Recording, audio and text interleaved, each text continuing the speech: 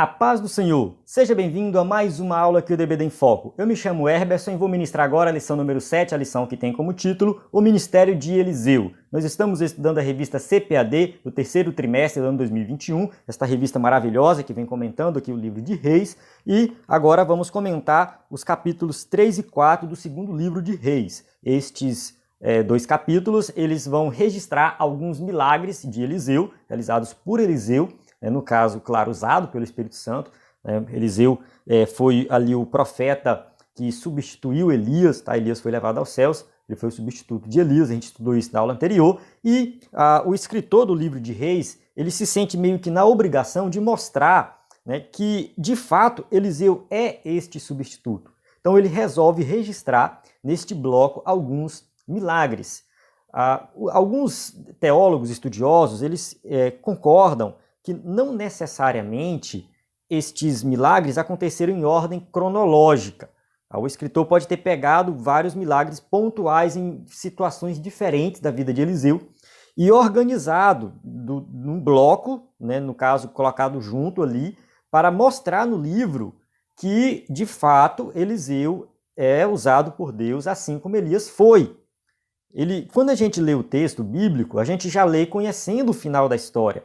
Mas um leitor que está lendo pela primeira vez, que não conhece a história, ele vai criar aquela expectativa de que será que de fato Eliseu vai ser, né, o substituto de Elias? Será que de fato Eliseu vai ser usado como Elias? Ele vai ter um ministério poderoso como o ministério de Elias?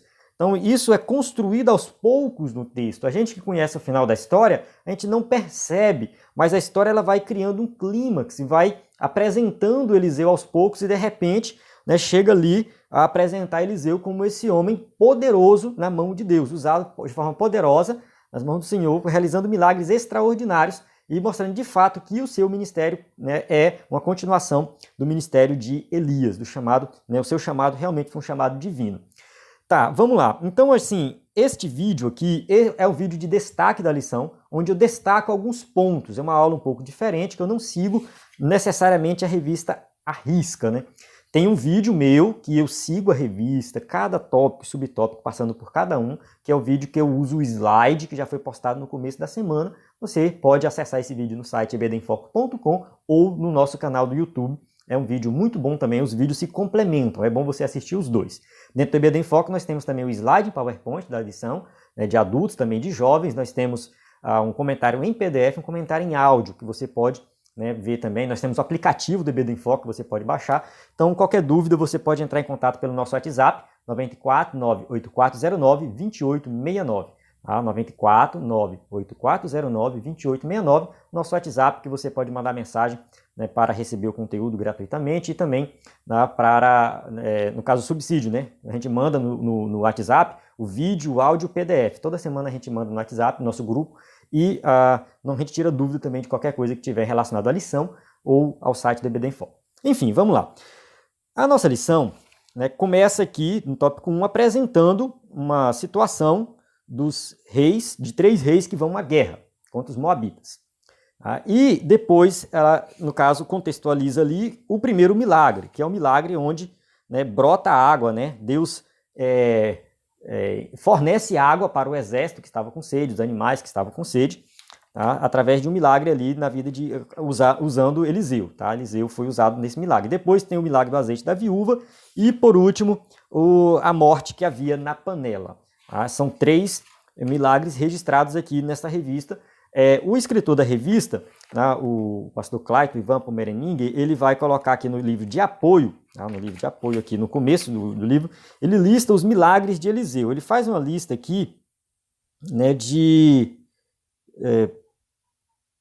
23 milagres.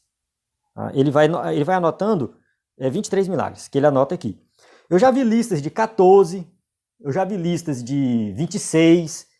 Então, essas listas têm que ser analisadas com cuidado, porque às vezes uma profecia alguém considera um milagre, outros já não consideram. Então, fica muito subjetivo.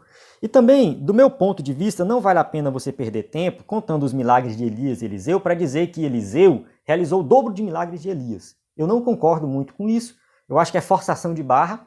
Tá? A gente já explicou na aula anterior que a porção dobrada está referindo a uma lei lá do Antigo Testamento, Deuteronômio, que fala que o primogênito recebia o dobro da herança. Então, quando Eliseu pede a porção dobrada do Espírito, ele está reivindicando ali, né, ser o substituto de Elias. Então, nesse sentido, não tem nada a ver com realizar o dobro de milagre, ter o dobro do poder, nada a ver com isso. Tá? Eu não concordo muito com isso, eu não vejo nenhum teólogo sério também concordando com isso.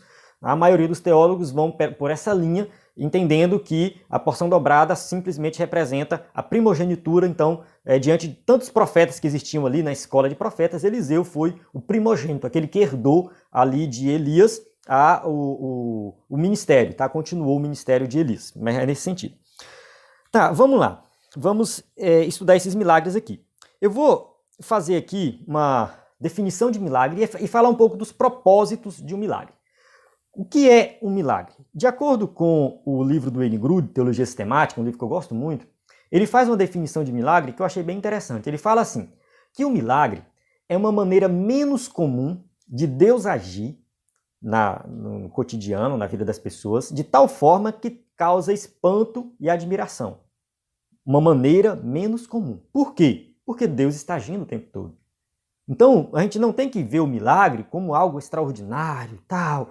Não, o milagre acontece no cotidiano. Deus te deu a oportunidade de viver mais um dia. Ele está te sustentando, Ele está te ajudando, Ele está te abençoando. Você não precisa ficar preocupado em ver o milagre, né, fogo cair do céu, ver um aleijado andar, enfim, não é o foco do milagre, entende? Deus pode fazer essas coisas extraordinárias? Sim, Ele pode, mas a gente tem que entender que o milagre já está acontecendo na nossa vida. Então, quando Deus age de forma menos comum, a gente trata aquilo ali como milagre. E qual o propósito disso? Qual o propósito desse milagre extraordinário?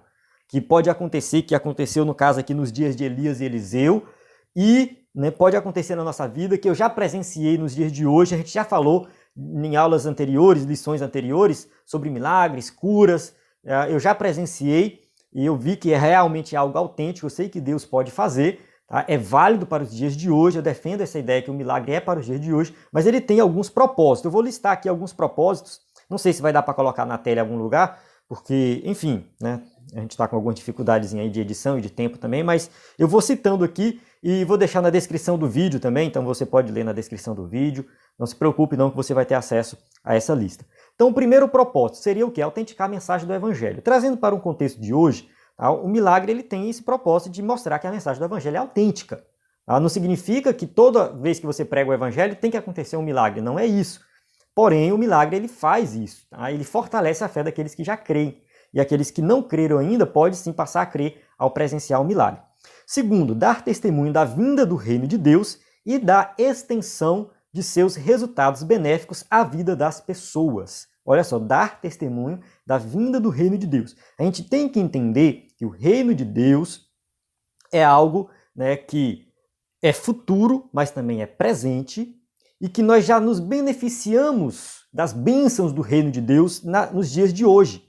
Tá? Deus ele se preocupa conosco, Ele cuida de nós. Tá? O seu reino está presente.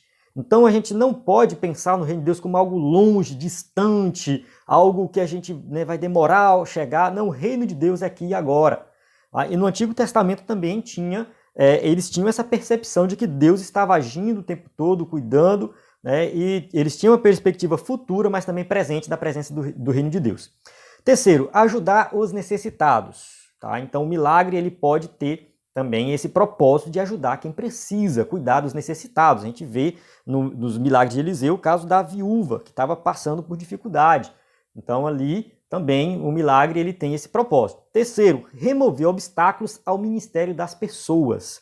Então alguém pode estar com o ministério parado porque está doente, porque tem algum problema financeiro, não sei. Então, o ministério da pessoa pode estar estagnado por causa de algum problema e Deus, ao realizar um milagre na vida daquela pessoa, faz com que aquela pessoa passe a realizar a obra de forma mais completa, plena, né? Ou seja, com a saúde boa, se for o caso de doença.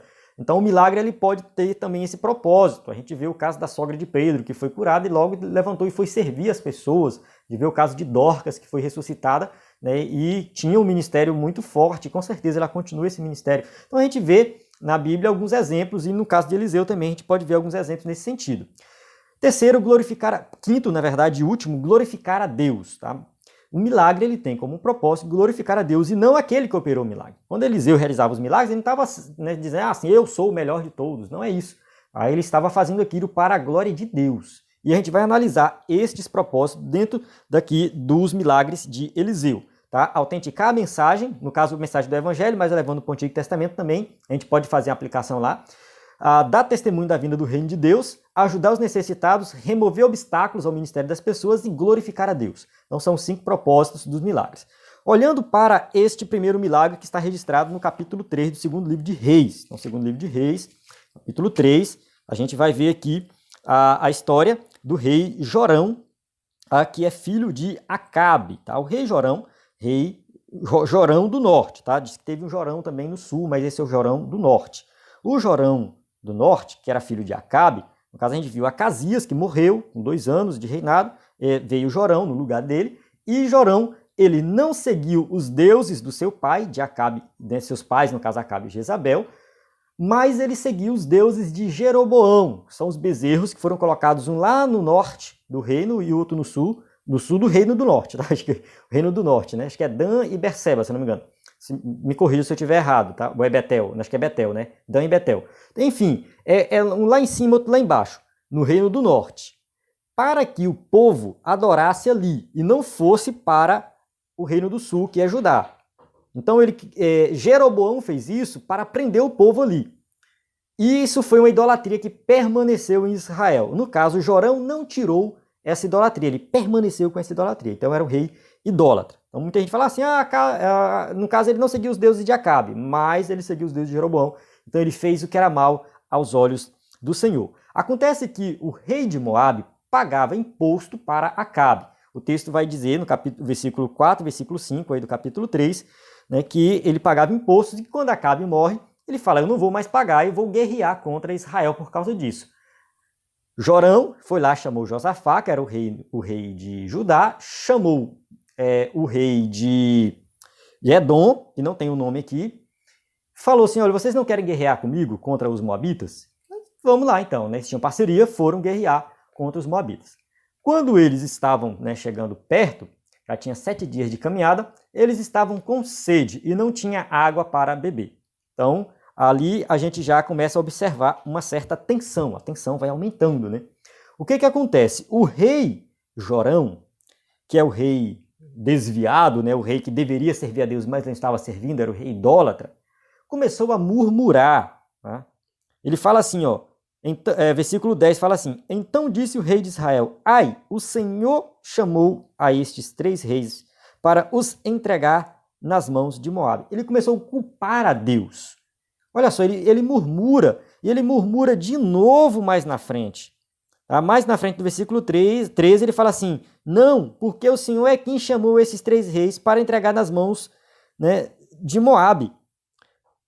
Porque quando ele encontra com Eliseu foi um pouco, não respeitou, né? Ele falou assim, olha, ele fala assim, que tem eu contigo? Vai aos profetas dos teus pais e da tua mãe. Eliseu não estava nem aí para ele, Eliseu confrontou ele. E, né, ele mais uma vez murmurou e disse que Deus levou ele lá para matar eles. Então é assim que acontece muitas vezes com os desviados, né? Sai da igreja, vai para o mundo, aí chega lá, faz um monte de coisa errada e começa a dar muito problema na vida. Porque Deus está me castigando. Não, Deus está te castigando, não. Você escolheu esse caminho e está sofrendo as consequências dos seus pecados, só isso. Mas enfim, então aqui a gente vê um rei idólatra, um rei que murmura e um rei que não confia e nem acredita em Deus. Ele não acredita em Deus. Dá para observar isso aqui, que ele realmente não confia, não acredita que ali vai acontecer algum milagre, que Deus pode fazer alguma coisa. Por outro lado, a gente tem um contraste, a gente tem Josafá, que é o rei do sul, é um rei bom, um rei que serve a Deus, o rei que teve a ideia de procurar um profeta. Tá? Josafá que fala isso, né? Josafá fala assim, bem aqui ele fala no versículo 11, não há aqui algum profeta do Senhor para que consultemos o Senhor por ele? Então ele falou, será que não tem profeta? Josafá queria consultar a Deus. E ele sabia que o profeta era, né, justamente esse que conversava com o rei, levava até a Deus e trazia a mensagem de Deus. para o povo.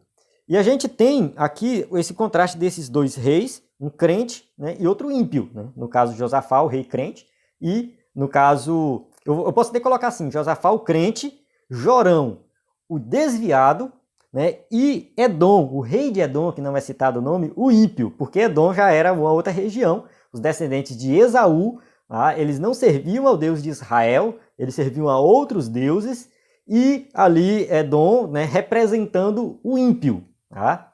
Que não exerce um papel muito importante aqui, mas se a gente for observar, o milagre acontece em Edom. Tá? Quando Eliseu vai realizar o milagre, ele chama um tocador, ele fala tangedor, é alguém que tocava um instrumento de corda. Enquanto essa pessoa, né, toca, ele vai e profetiza, ele fala, né, fazei neste vale covas e covas. Aí no versículo 17 ele continua, fala assim, não sentireis vento, nem vereis chuva, todavia este vale se encherá de tanta água que bebereis vós, vosso gado e vossos animais. E no versículo 20, ele fala assim, ó, eis que vinham, o texto bíblico, né, o narrador fala, né, eis que vinham as águas pelo caminho de Edom, e a terra se encheu de água. Então, o milagre, ele acontece na terra do rei ímpio, que é Edom, que estava ajudando eles, não é Moabe, tá? Moabe é o inimigo que eles vão lutar. Os moabitas são outro povo, tá? No caso, a gente tem aqui Edom, que está junto com Josafá e Jorão, né? Edom é a região, tá? Não é o rei. Tem o rei de Edom. O rei de Edom está com os outros reis. Lá vai acontecer o milagre onde? Na casa do rei ímpio, na terra do rei ímpio, na terra dele. Deus opera o milagre ali. Deus não tem local para operar o milagre, tá? Ele opera o milagre em qualquer lugar. E nós temos um outro grupo aqui, né, um outro personagem que a gente pode colocar assim, que é o povo, o exército. A gente vê que este milagre aqui, ele tem o propósito também de ajudar essas pessoas que estavam com sede.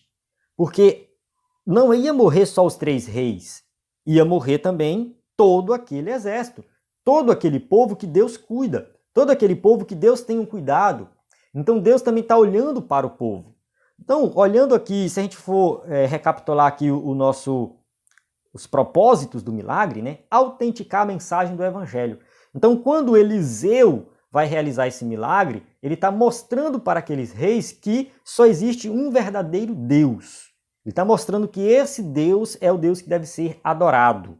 Aí ele está realmente mostrando que aquele rei ímpio e aquele rei desviado, no caso o rei ímpio é o rei de Edom e o rei desviado é o rei Jorão, tá? Que estes 2 reis estão errados, servindo seus deuses, e que a verdadeira mensagem de salvação é a mensagem do Deus de Israel. Então o milagre vai autenticar aqui a mensagem do evangelho, a verdadeira mensagem, as boas novas, boas notícias, tá? Ele dá testemunho também da vinda do reino de Deus, mostrando que Deus está presente, tá? O seu reino está presente, ajuda os necessitados, que são as pessoas que estão lá, o povo, né? No caso o exército, que está passando sede, né? Está com sede, está precisando de beber, não fala de comer, né? Mas fala de beber, então estava morrendo, então ajuda as pessoas. Tá? Remove obstáculos ao ministério das pessoas, ou seja, ali era um obstáculo para que eles pudessem continuar ali para a guerra e realizar aquela guerra e vencer. Tanto que o outro milagre que acontece aqui é o milagre da vitória, que ele fala assim, isso é pouco para Deus, ele vai dar algo a mais para vocês, que vocês vão vencer a guerra, tá? E por fim, glorificar a Deus. Então o milagre aqui, ele glorifica a Deus. Tá? Esse milagre não foi para glorificar Eliseu, mas para glorificar a Deus. Então a gente vê aqui Deus operando o milagre com um propósito específico, né, usando o Eliseu. Não é um milagre de exibição, não é nada disso. Tem um propósito específico. Tá? E a gente observa que esse rei, Jorão, tá? O rei de Edom, nem vou tocar muito nele, mas sobre ele, né, falar sobre ele. Mas o rei Jorão, que era o rei de Israel, do Reino do Norte, deveria se arrepender da sua idolatria e servir ao Deus de Israel, ao presenciar aquele milagre. Só que ele não faz isso, ele permanece com o coração endurecido e não se arrepende dos seus pecados. Nem sempre a pessoa vai ver o milagre e vai se converter. A gente tem que ver, né, por essa ótica também. Certo? Então aqui a gente, né, encerra o primeiro tópico do primeiro milagre. Eu não vou me aprofundar muito nos outros, porque você pode usar a mesma metodologia e aplicar nos outros milagres. Quando a gente vai para o caso da viúva, né, que também está passando necessidade, a gente observa também ali, né, para o contexto da época, as viúvas, elas representavam pessoas pobres, miseráveis, oprimidas, porque quando o marido morria, elas não tinham nenhum sustento, o pai não queria de volta na casa, então era complicado a situação da viúva. Ela estava ali vendendo os seus filhos, entregando os seus filhos como escravos para pagar a dívida. Então mostra uma preocupação de Deus em cuidar dos necessitados. Né? Um dos propósitos do milagre aqui, né, é, no caso, cuidar das pessoas necessitadas, né? Ajudar os necessitados. E Deus, né, cumpre esse propósito ao realizar o milagre na casa daquela, né, viúva. E, claro, o milagre glorifica a Deus, o milagre autentica a mensagem, no caso, a mensagem de que Deus, o Deus de Israel, é o Deus verdadeiro, é o único Deus, né, as boas novas ali da época. Né, e, de certa forma, tudo que acontece no Antigo Testamento aponta para Cristo, então a gente tem que observar isso também, que o Evangelho, a gente fala de Evangelho, hoje a gente fala de Jesus, do Cristo que veio. No Antigo Testamento, eles falavam do Cristo que um dia viria. Então ali aponta também para Cristo. E o outro milagre é o milagre da morte na panela. No caso, ali a gente tem o contexto da escola de profetas, mais uma vez um grupo de pessoas que pregavam o evangelho, que pregava, né, contra a idolatria, e estava numa situação também difícil, de seca na região, e ali eles estavam procurando fazer uma sopa, né, uma comida, colocaram no caso, o texto, algumas traduções falam pepinos, né? Eu acho que até o escritor da revista colocou pepino. Deixa eu ver aqui, né? Ele colocou aqui pepino silvestre, mas era uma fruta que parecia realmente um pepino, ou como aqui na nossa região a gente fala também cabaça, porque às vezes era um pouco mais redonda do que comprida, né? Um pepino traz aquela ideia de algo mais comprido, mas ela é mais redonda assim. Você pode dar uma pesquisada na internet aí sobre essa passagem e você vai ver algumas imagens, tá? Mas era algo que? Algo venenoso, que se comesse ia morrer, e ali a gente vê o profeta mais uma vez sendo usado por Deus, né, para que ali aquele grupo continuasse o seu ministério. Aquele grupo era importante para a região, aquele grupo era importante para aquela nação para pregar contra a idolatria. Então Deus está realizando o milagre prezando pela vida de pessoas que estão pregando o evangelho, fazendo a obra. Né? Eu falo assim, pregando o evangelho, gente, trazendo para o nosso contexto, mas naquela época era o evangelho da época, tá? O evangelho da época. Então ali eles estavam pregando a verdade de Deus contra a nação idólatra. E Deus realiza o milagre também na vida daquelas pessoas usando Eliseu. Então a gente observa que o ministério de Eliseu foi um ministério marcado por milagres, um ministério que tinha como propósito, né, pregar contra a idolatria da nação, e mesmo diante de tanta pregação, de tanto milagre, a maioria dos reis ali do Reino do Norte, né, não deram atenção a essa mensagem. Segundo a gente observa no texto bíblico, não tem nenhum rei do norte que é bom, que abandona o pecado, a idolatria e serve a Deus. Não tem. Eles sofrem as consequências disso. A gente vai estudar isso mais na frente, né? Deixa eu só dar uma olhada aqui, mas lá na lição 10, o cativeiro de Israel, Reino do Norte. Eles são levados para o cativeiro e nunca mais retornam. Então eles sofrem a consequência, né, definitiva da idolatria deles. Já o Reino do Sul não, tem alguns reis bons, tem alguns reis que fazem a vontade de Deus, vão para o cativeiro e retornam. Então a gente observa que Deus está, né, preocupado com a nação, cuidando da nação o tempo todo, mesmo assim muitos não querem ouvir a mensagem. Amém? Então eu chego no final aqui da nossa aula. Essa lição, ela é uma lição que fala de um tempo antigo, mas tem tudo a ver com os tempos atuais. Vivemos também em tempos de idolatria, vivemos em tempos, né, que Deus opera milagres, e que Deus pode operar o milagre para que a mensagem do evangelho seja autenticada, para que o nome dele seja glorificado, tá? Para que pessoas possam continuar o seu ministério. Então, nos dias de hoje, tem sim ministérios que Deus opera milagres, E nós não devemos parar e nem desistir, mesmo diante de tanta apostasia, de tanto pecado, de tanta coisa ruim acontecendo. A nação de Israel estava degradada por causa da idolatria e do pecado, mesmo assim Deus estava levantando pessoas para fazer a obra. Nos dias de hoje também a gente observa isso, mas Deus também está levantando pessoas, Deus quer te usar para fazer a obra dele, pregar o evangelho no meio dessa nação que é idólatra também, né, e que não quer dar ouvidos à mensagem do evangelho. Amém? Então encerro aqui. Acesse o site ebdenfoco.com para ver mais conteúdo. Qualquer dúvida é só entrar em contato conosco. A paz do Senhor. Até a próxima aula.